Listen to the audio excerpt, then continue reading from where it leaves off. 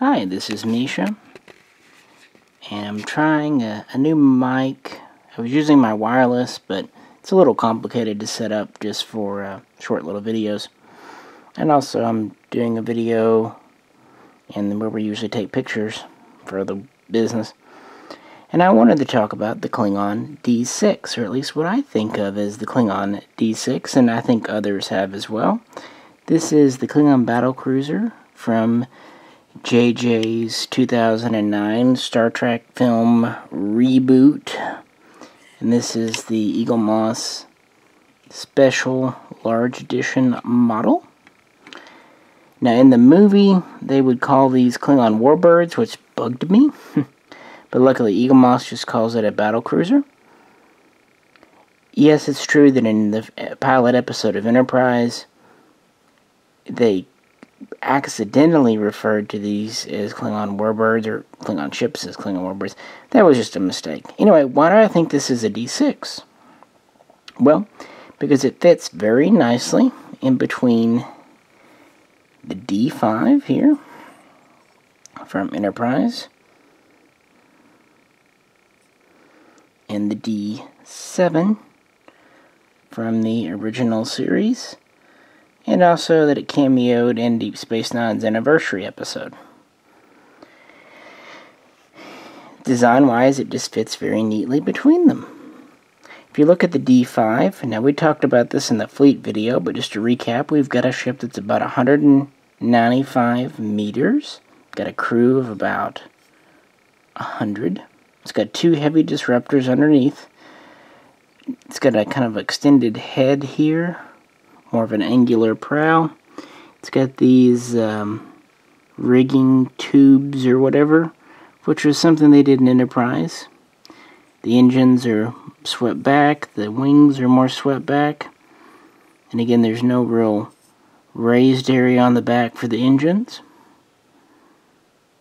Then you look at the D7, and you can definitely see a lineage, but the head is a different shape. We've got a torpedo tube, which I believe originally was supposed to be a deflector, but it's a torpedo tube for most people.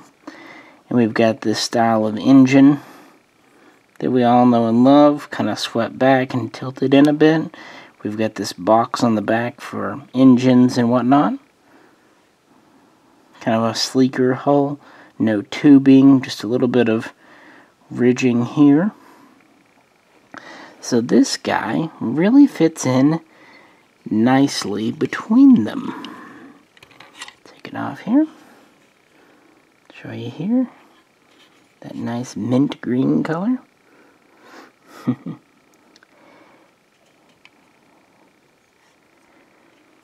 This has 4 heavy disruptors. You can see 2 sticking out here.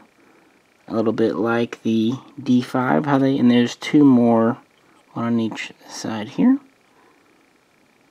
We have a neck, more like a D7, but we have kind of these protruding areas here, kind of spines, which are similar to maybe what you'd see on the D5. The head is much like a D7, but not quite as sleek. It does have kind of the torpedo tube or deflector. In the back, we've got a little bit of a box area raised here, but only slightly. So it seems like a good transitional. Same with the engines. They look very much like the D7s, but the angles of the wings and kind of the engine styling is very much, has a little bit of D5. A little bit.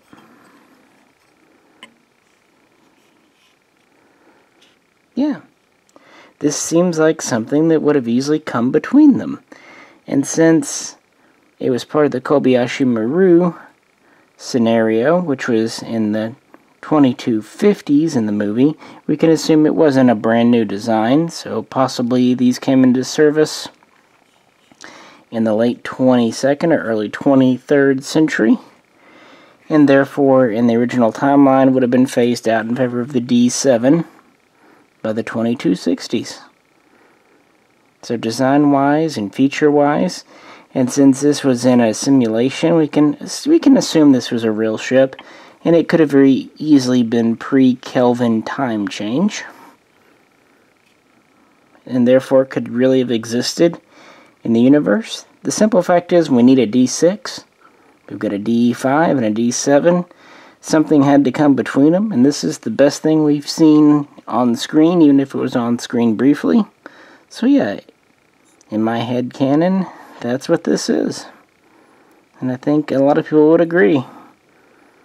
Kind of seems to be an unofficial thing, especially since we really don't have a name for it. It seems to be about 215 meters, so nicely in between the 5 and the 7. We could say it's got a crew of about 300. It has at least photon torpedoes and 4 heavy disruptors, probably more. As to the model itself, Eaglemoss did a good job. In fact, this was about the first of the JJ special ships I picked up. The bottom is metal, as is the neck and bottom part of the bridge module, or whatever you want to call it. Engines are, of course, plastic, as is this raised area here in the top part where the bridge would be. It has a nice weight to it, a nice size. Taken on its own, I really like the size, but I also kind of wish there was a small version just to scale with the D7 a little better. I wish the same thing with kind of the Franklin. I really like the size of the Franklin we got, but it doesn't scale well with the standard Enterprise, like the NX-01. So yeah, just thought I'd share. Like I said, we've got a full video on the whole Klingon fleet. I intentionally didn't put this one in that one because it's more speculative, and again, it just doesn't scale very well with the other Klingon ships when put in a fleet, so it would have looked a little odd. I mean, it's physically, this model's bigger than the Negvar, but in universe, the Negvar would be at least 3 times its length. But yeah, so not all the ships from the JJ universe are bad. In fact, I like quite a few of them. But this is probably my favorite that Eaglemoss has done so far. Well, appreciate you tuning in. Let me know how you like this setup and if it works, or I should go back to doing on the table. I won't use this for the big reviews, but I thought maybe for the small ones it would be okay.